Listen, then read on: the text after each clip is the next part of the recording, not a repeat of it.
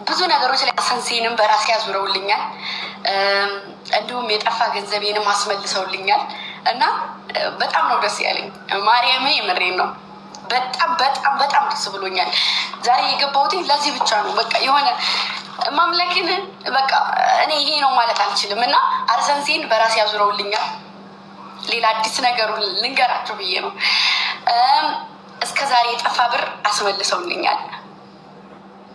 እንግዲህ ከዚህ በላይ ቀና ሰው ምናልባት ውስጤ ንጹህ ስለሆነ ነው እነዚህን ሰዎች ያገኘኋቸው።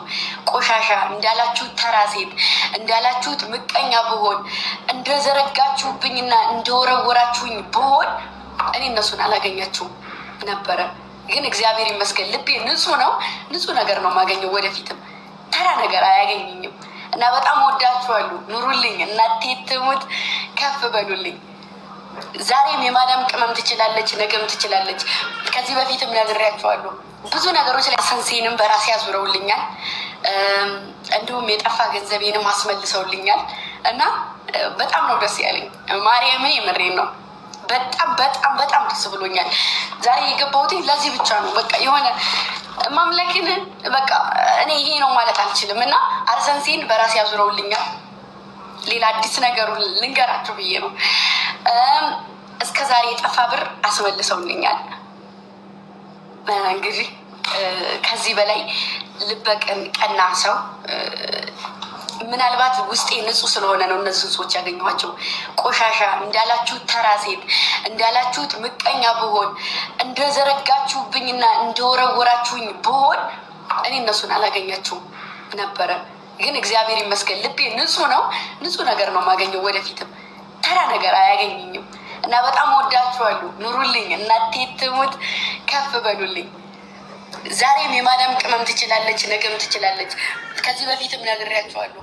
ብዙ ነገሮች ላይ ሰንሴንም በራሴ ያዙረውልኛል። በቃ ስላንቺ በደንብ ብዙ ነገር ነው የሰማሁት እዚህ ሶሻል ሚዲያ ላይ ማለት ነው። እዚህ ቲክቶክ ላይ ያበሰው ያልተረገጠ የለም፣ ያልተንቋሸሸ የለም። በሴትነቱ፣ በስራው፣ በአቋሙ፣ በቅርጹ ባለው ነገር ሰው ይጎሏል ብሎ ባሰበው ነገር ሁሉ ይረገጥ ነበረ።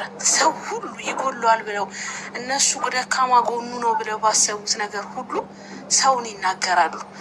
ግን እነሱ ደካማ ጎን ነው ብለው ያሰቡት ቦታ ሲነኩሽ ከዛ ከፍ እያለ ነው የሚሄደው ያ ሰው። ይሄንን አያውቁም።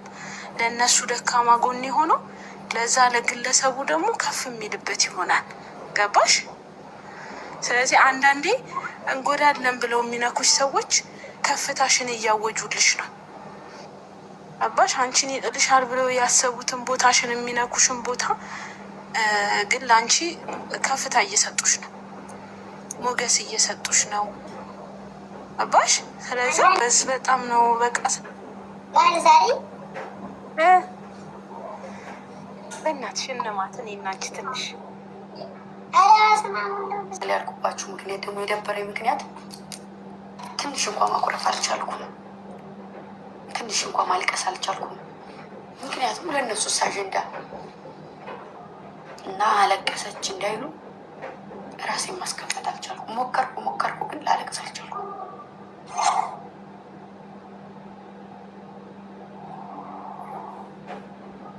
እንዴት ሰው በዚህ ልክ ለሰው ያስባል?